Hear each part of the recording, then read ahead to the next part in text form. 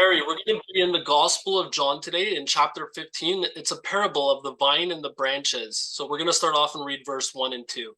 I am the true vine, and my Father is the gardener.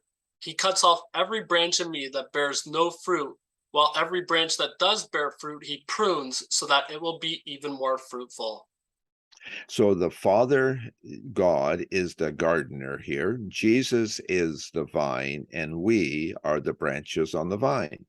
Jesus provides the sap flow, the living water, as we might call it.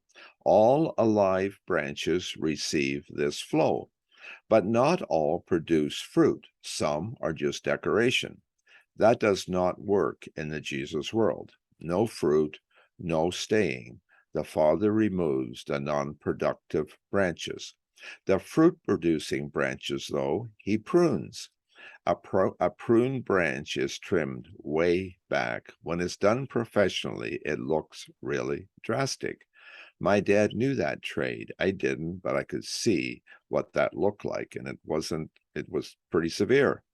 A prune branch is way less branch, but twice as much fruit, and that's where we need to be. Verse 4, can you read that? Remain in me, as I also remain in you. No branch can bear fruit by itself, it must remain in the vine. Neither can you bear fruit unless you remain in me.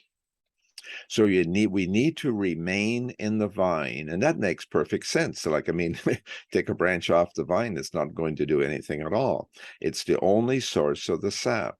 You leave the vine, there's no life and no fruit. At harvest time, we see the branches loaded with fruit.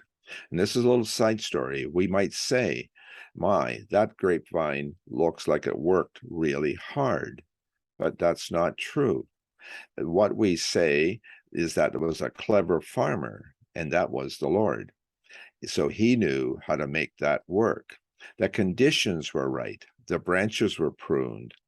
So in our lives, if we're dealing with things like anger and jealousy, lust and unforgiveness and all those struggles, we have to learn to not fight with that, but surrender and let the Lord prune our branches back.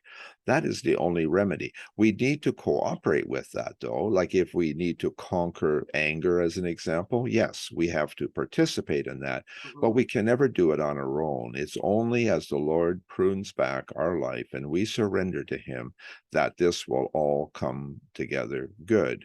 We have to be connected to Jesus to get the right outcome. Could you close with 7 and 8, please? Yeah, it says, if you remain in me and my words remain in you, ask whatever you wish and it will be done for you. This is to my Father's glory that you bear much fruit, showing yourselves to be my disciples. And that's the key right there, isn't it, Harry? Remaining in him. If we do that, anger, lust, jealousy, all those things, they melt away. And we have to produce fruit. We have to be productive, not just not just wrong, but we also have to be productive. And that's what Jesus keeps telling us. And how to be productive is really simple. Just abide in the vine. We Mhm. don't have to, just like the vine doesn't have to try real hard to produce fruit. You just have to be in the right place. And that works really well. Amen. Thanks a lot for this, Harry.